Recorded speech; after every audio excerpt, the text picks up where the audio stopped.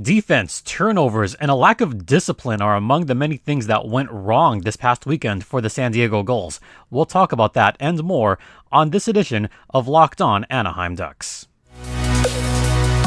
You're Locked On Ducks, your daily podcast on the Anaheim Ducks, part of the Locked On Podcast Network, your team every day. Welcome to Locked On Gulls. It's Gulls Thursday. This is part of the Locked On Podcast Network. I'm your host, Jase Hernandez. I've been covering hockey for over a decade. I'm also currently the public address announcer for the Coachella Valley Firebirds. And as you can probably tell, this is audio only, still in the process of moving. That should finally be taken care of by next week, thank goodness. And my other place not available to record, so this will be audio only. In fact, this might very well be the only podcast this week. I've mentioned numerous times this month that podcasts are going to be coming out sporadically for this month, so bear with us. But I have promised that we are going to continue with Gulls Thursday, even though there's been a plethora of Ducks news. And believe me, there's been a plethora of news. But that will all be addressed later on. So we'll get to that a little bit later. But for now, we're still talking about the San Diego Gulls since I happened to have seen one of those games live. So we got to talk about that a little bit. And this has been an occurring theme for the Ducks organization over the past few seasons. And this is not just the Gulls. This is the Ducks as well. So this can relate a little bit. And this is probably more of an organizational problem. The three things I mentioned at the outset, there were three key things that I did not like when watching the Gulls this past weekend. One of them, well, I said defense in general. So I'm going to actually not start with defense. I'm going to start with lack of discipline. The reason I'm starting with lack of discipline is because this is what is biting the Gulls in the behind almost every year, and this year's certainly no exception to that. It cost them the game against the Ontario Reign last Friday. The Gulls actually kind of had a chance to win this game, if not for some terrible penalties, especially in that second period where they just allowed Ontario to kind of have their way. Third period, it almost cost them the game, those penalties, where you had Braden Tracy take a bad penalty. Nikita Nesterenko took a bad penalty, but also Haig had a little bit of an irresponsible moment late in the game as well. Nesterenko, as much as I like his skating, he needs to be careful with his stick. Supremely careful. He took two bad penalties in the game against Ontario, both involving his stick. One high sticking that could have been avoided. One slashing that probably was a bit of a frustration penalty and something that you cannot do. You cannot have those frustration penalties. And that came back to bite the Gulls, unfortunately. So lack of discipline is going to be a key thing moving forward, especially because their penalty kill right now, I mean, it's not very good. They're only penalty killing at a 77% clip or 78% clip. It's not good right now, folks. That is definitely it's on the lower end. It's on the lower end right now. In fact, looking at the special teams as of this moment, the San Diego Gulls, they're one of, I wouldn't say one of the worst teams, because you have Ontario, who's just as bad. You have San Jose, who was by far the worst PK, and so is Calgary. But San Diego's right around there as well. And that's something they need to improve on quite a bit. The other thing that I talked about was turnovers. Oh, this was a big one, folks. The San Diego Gulls seems to commit, I mean, I'm being totally facetious here. I'm only kidding. They seem to have a turnover a minute. I'm only kidding, folks. But it seemed like that in parts of the game where they would have the puck in the neutral zone and have a bad turnover with some bad puck management and some bad stick work, or they would get it in their zone. In particular, their second and third lines would have a little bit of trouble keeping the puck in their zone and turning it over to either Tucson or Ontario in this case. This is also something that needs to be addressed a little bit. The San Diego Gulls, for what it's worth, they have a solid roster, but they are still a young roster. Sasha Pastujov, he's got to work on his stick work. He was one of the bigger offenders, at least this past week, where he was turning the puck over on the offensive end. And something else that he did, and this will circle back to defense, is when the opposing team would have the puck in their zone, they couldn't clear it. Sasha did this a couple of times where he had the puck, he didn't hold on to it, he couldn't clear it. And in one of those cases where the puck was not cleared, it directly resulted in a goal going the other way for the opponents. So I did mention Sasha being one of the offenders. I mean, this is the middle lines. Sasha had trouble with that. Caulfield had trouble with that. Also, Jacob Perreault had a bit of trouble with stick work as well. So they need to be careful about how they handle the puck in both their zones. That's going to be a big one. And especially on their own end, which goes back to overall defense. Now, the Gulls, for what it's worth, they haven't allowed a whole lot of goals. In fact, against Ontario, they only allowed 3 goals, which is not bad. Against Tucson, they only allowed 2 goals. In fact, the San Diego Gulls, as of this moment, have one of the better goals against averages. They're only averaging 2.5 goals allowed per game, which is not bad. The league average right now is a little over 3. So the Gulls right now are above average overall on defense. But there's little things now that they need to fix. One of those is clearing the puck. One of those is getting the effective blocked shots. They need to get in the way of the puck a little bit more. Well, based on the last couple of games, they need to get in the way of the puck a little bit more because, once again, and Ducks fans, cover your ears because this is a broken record, they're allowing too many shots. Once again, too many shots. They allowed 32 against Ontario. They allowed 35 against Tucson when they themselves only shot it 23 times. And this is a slow-paced game, too. It should not have come to that. But that's where we are. So those are my big takeaways on the games I shouldn't say weekend, this past week, because, in fact, they only played yesterday, a very early game. So this is something that they need to be aware of going forward. And hopefully with these upcoming games, they can fix a couple of those little trouble spots. And maybe Sasha will get a little bit of attention, work on stick work and work on clearing the puck and work on not turning the puck over. Sorry to single out one or two guys, but this is just observations from the past couple of games. So there you go. All right. We're going to head into the first intermission. We will talk about the last 2 games that took place. We'll get to that on the other side. And now a word from FanDuel. Snap into action this season with FanDuel, America's #1 sportsbook. Right now, new customers can get $200 back in bonus bets guaranteed when you place a $5 bet. That's $200 in bonus bets, win or lose. If you've been thinking about joining FanDuel, there's no better time to get in on the action. The app is so easy to use. There's a wide range of betting options, including spreads, player props, over-unders, futures, and much, much more. So visit FanDuel.com/lockedon and kick off the new season on FanDuel, the official sports betting partner of the Locked On Podcast Network. And please, folks, gamble responsibly.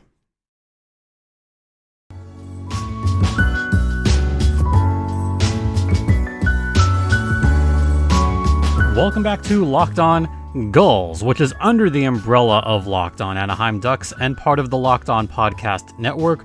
Once again, this is your host, Jase Hernandez, episode number 774 of Locked On Ducks, to be official. All right, let's talk about the last 2 games that took place. One against the Ontario Reign, one down the street early Tuesday morning. That game was a 10 a.m. game. I know some people hadn't even woken up And they're like, oh, there's a game starting soon? All right. But we're going to talk about the Ontario game first. That took place last weekend because that was how can I put this? A spirited affair. That's the best way to put it. Especially in the very beginning.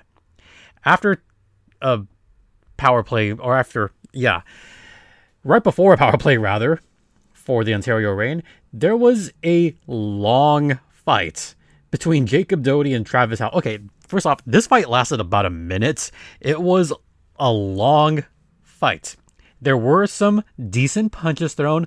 A couple of them landed on either side. So when I say spirited, I do mean, spirited. Because there was a hit on Alex Turcotte, and then Jacob Doty just immediately went to Travis Howe and said, oh, you hit my guy? Well, I'm going to fight you. And that's exactly what happened. This really set the tone for the game because this was only 3 minutes in. Once Jacob Doty took on Travis Howe, and unfortunately, I hate to say it, but Jacob Doty won that fight. Momentum swung heavily in the Ontario's favor because right after that, there was a bad penalty by Braden Tracy. Ontario goes in the power play. They don't score in the power play, but they have all the momentum because they are now getting all the shots. They are now getting all the opportunities. First couple of minutes, San Diego had 3 shots in a row in the first minute, and they had control. The Gulls had early control, and Ontario just looked blah out there, to be honest. And then after that long fight and after that power play for Ontario, that seemed to just kill any momentum that the Gulls had the first few minutes of the game. And it was mostly Ontario after that. Shots were 12-10 in favor of the Reign, but really 12-7 after that little scrap that happened. Yeah, it was a long one, but it was fun. It was fun to watch. Second period, we get some scoring from Taylor Ward on the power play because Nikita Nesterenko had a not so good penalty. So Taylor Ward scored on that one, 1-0. Then Ontario has a bad penalty. Kevin Connaughton takes a cross check. And Olin Zellweger, one of my favorite defensemen, Olin Zellweger scores his first of the season. Thank goodness. Tied at 1. Then late in the period, Martin Chromiak scored just off of Stalock. Oh, by the way, this was Alex Stalock's first start of the season for the home opener. 2-1 Ontario. And then yet another Nikita Nesterenko penalty results in an Ontario goal. TJ Tynan scored his first. So Ontario, both of their power play goals were on a Nikita Nesterenko penalty. Ooh, boy. Ugh. He's got to be careful there. And then later on in the third period, Gulls are down 3-1 after a 2-man advantage. Nesterenko, it was not a 2-man. It was just Robert Haig's penalty. During the Ontario Reign power play, magic happened where Pavel Regenda took the puck in his own zone. And I'll just preface this by saying, it was a nice goal. Yeah, it was a pretty sick goal, to be honest. I liked it. I liked that goal a whole lot. Because Regenda took the puck from Tyler Madden, went around Nosiainen, past the other 3 Reign defensemen, and had a very quick give and go to Trevor Carrick, and that was a shorthanded goal. So Regenda literally beat the entire Ontario Reign team. Madden, 200 feet away from the goal, then Nosiainen just up the boards, and then beat Maltsev, Hicketts, and Taylor Ward. Taylor Ward being the third guy he beat, then Hicketts and Maltsev.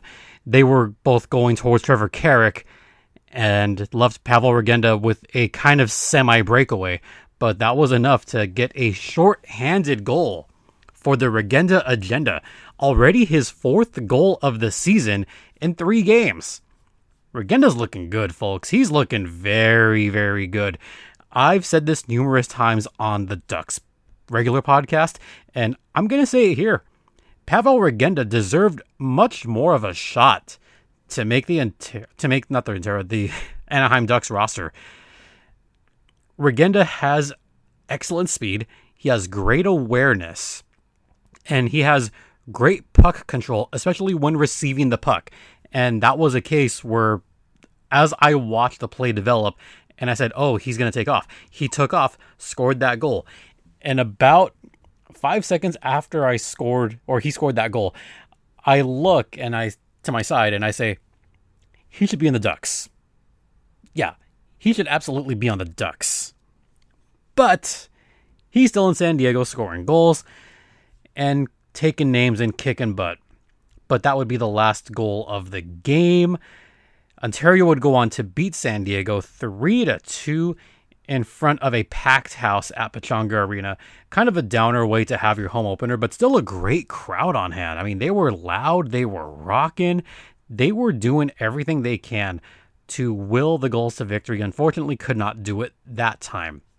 Then we had a morning game. This was actually the kids' game at TCC, Gulls and Roadrunners.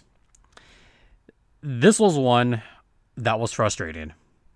It was frustrating because San Diego's defense ultimately cost them the game, but also their puck control ultimately cost them this game. Tucson had puck possession for at least, to be more precise, about 60% of the game, but it seemed like they had the puck for about 75% of the game because San Diego just could not get that many opportunities. And when they did get opportunities in the game, for the most part, they were in the perimeter. There was a lot of shots outside the circles, outside the home plate area.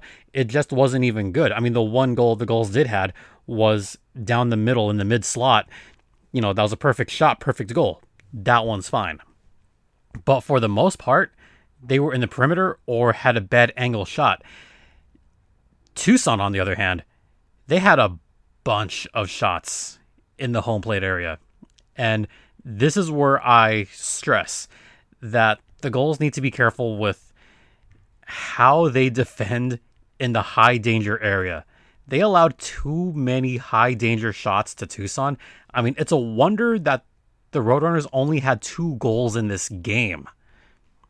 This was one where I have to give a lot of credit to Callie Klang. Callie Klang stepped up big time, made some tremendous saves throughout the game, and frankly deserved some kind of credit. Like, he deserved a star in this game. But because Tucson, that doesn't happen. But Callie Klang was deserving. He had a much better game in net than, ready for this name, folks? Matt Villalta, the former Ontario Reign netminder, now with the Tucson Roadrunners. He had a decent amount of saves, 22 saves, 23 shots.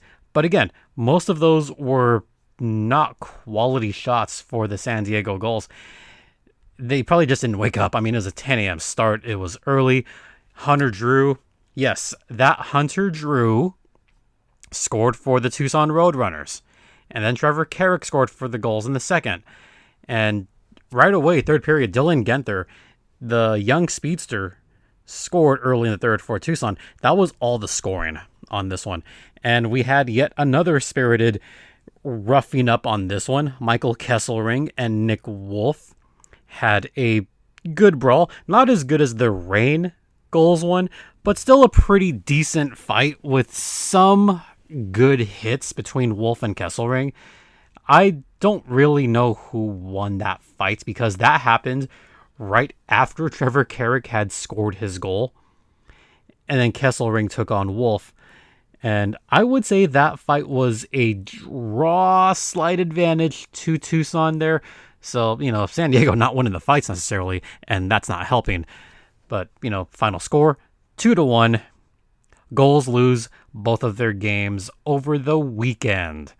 Shots on goal, 35-23 in favor of Tucson in that game. The other game between the Reign, 33-32. So, gotta watch the amount of shots they give up, but also have to watch the amount of bad shots they give up. And they gotta stop taking penalties. They're still taking a lot of penalties. All right, we're going to head into the second intermission, and I'll talk about I'll talk about something good, like the good players that are out there, and about what's coming up Stay locked in. And now a word from Jase Medical.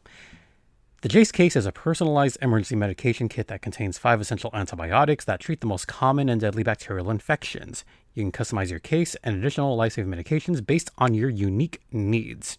Jase Medical now offers customability for your Jase case with dozens of add-on medications. Choose the meds that best fit you and your family's unique needs. You can also buy a gift card for your family or loved ones, and they can get a Jase case of your own. Go to jasemedical.com and enter code LOCKEDON at checkout for a $20 discount on your order. That's promo code LOCKEDON at jasemedical.com. And now a word from Sleeper. It's a new NHL season. It brings all sorts of possibilities.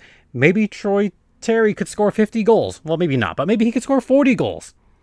Maybe you could win big by playing daily fantasy hockey on Sleeper, the official daily fantasy app of the Locked On NHL Network. Sleeper is our number one choice for daily fantasy sports and especially daily fantasy hockey, because with Sleeper, you can win 100 times your cash in DFH contests. And this week, I'd say maybe Frank Vatrano could have another big game. Vatrano's had the hat trick earlier. He's looked pretty decent recently, so why not put something on him? Troy Terry could have a big game. Maybe Mason McTavish will finally break out. Oh, and it's not just hockey. You can also play daily fantasy NFL, NBA, MLB, college football on Sleeper. All you have to do is pick whether guys like Terry or McTavish or Z, if he plays, will record more or less than their Sleeper projections for things like goals, assists, etc. To win 100 times bet on Sleeper, you need to correctly predict the outcome of 8 player stats. You heard me, Ducks fans. You can win 100 times your money playing daily fantasy hockey with Sleeper. Use promo code LOCKEDONNHL and you'll get up to a $100 match on your first deposit. Terms and conditions apply. That's code LOCKEDONNHL. See Sleeper's terms for use of details and locational availability. All right. I'm going to talk about a couple of good players. And one of them had a bad weekend, but still had some good moments. And I'm talking about Nikita Nesterenko. Even though he took some bad penalties, he was still one of the best goals forwards over the weekend. I wouldn't put him on top. If it wasn't for those penalties, I would say he was the best forward of the weekend. Speed is immaculate. The speed that he has is NHL ready right now. The fact that he was able to get past opponents and was able to generate some solid chances with relative ease, I would say he's one of the better forwards out there. But I think the best forward out of everyone on the Gulls roster was Pavel Regenda. And this, I think, is where John Broadbent and I will disagree. He thought Nikita was the best forward. I thought Regenda was the best forward because Regenda, on top of the speed that he has, I think he has the better awareness right now on both ends of the ice. Regenda, very excellent on the defensive end the past couple of games when he was out there. And he was solid on the very tail ends of penalty kills when he was out there. He wasn't out on the PK very much this weekend, but when he was out there, he was using his active stick pretty well. So maybe this is something that the Gulls can look at moving forward, is maybe put Regenda in a more prime penalty killing opportunity. Although, the caveat to that, he's already out there on the power play. So he's already out there on one side of special teams. Do you want to tire him out and put him on both sides of special teams? That's a caveat there, because Regenda is also good on the power play. Do you want to tire him out playing him 27, 28 minutes per night? Not necessarily.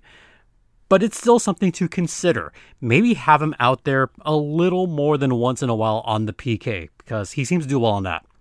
Team defense is still pretty solid for Regenda. He's NHL ready, folks. He is NHL ready right now. It is still a mystery to me why he is still on the San Diego Gulls and not with the Anaheim Ducks.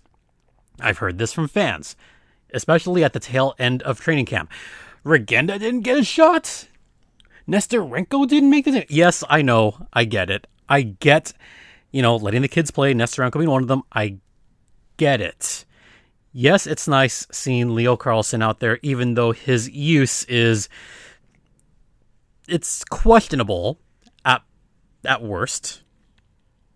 No, questionable at best. I don't know which way I am with Leo Carlsson right now, but yeah, he's not being used every game. There's a perfectly good roster spot for a guy like Nesterenko or someone like Pavel Regenda. So why not bring one of those guys up to the Ducks right now? I'm just saying. All right, here's what the Gulls have coming up on their schedule. They've got a couple of games this weekend that are, sure to be fun. First home game this coming Friday against the Abbotsford Canucks. And folks, that's a Halloween game. So come dressed up in San Diego, wear your best gear because it's going to be a fun one against the Abbotsford Canucks, who are in SoCal this weekend. If I remember correctly, I think Abbotsford is playing San Diego, then they're playing Ontario, and then they come to Coachella Valley. So I think this is going to be their bit of a road trip coming up where they get all three SoCal teams. So that is taking place on Friday. Then later on in the weekend, I believe this is Sunday, they're on the road against the Henderson Silver Knights. Oh boy, that'll be fun at Dollar Loan Center. Those are your two games coming up this weekend, the Canucks and the Silver Knights. Yeah, the Gulls can score on the Silver Knights. Yuri Patera has struggled a little bit. Okay, more than a little bit. Abbotsford, you always have to worry about Christian Wolanin. He is still one of the premier players on the Canucks. He was award-winning last year. So, Woolley, got to watch out for him. Seeloff's in goal and Sawchenko in goal. They both can have some big games. But I look for the Gulls to try to lock down on defense and try to get more of an active stick against the Canucks, who play kind of a slower pace. Henderson plays at a fairly fast pace right now. They like to score a lot of goals, but they also like to give up a lot of goals. So I expect that one to possibly be very up and down, very hectic. I mean, the Canucks play fast. They also score a lot of goals. Even though the Silver Knights have scored less goals, they play at a bit of a faster pace. So defense is going to be key. Otherwise, they're going to get blown out and get like 5 or 6 goals against this weekend. So defense. That's got to be the big lockdown for San Diego this weekend. And something to watch for, those are your games.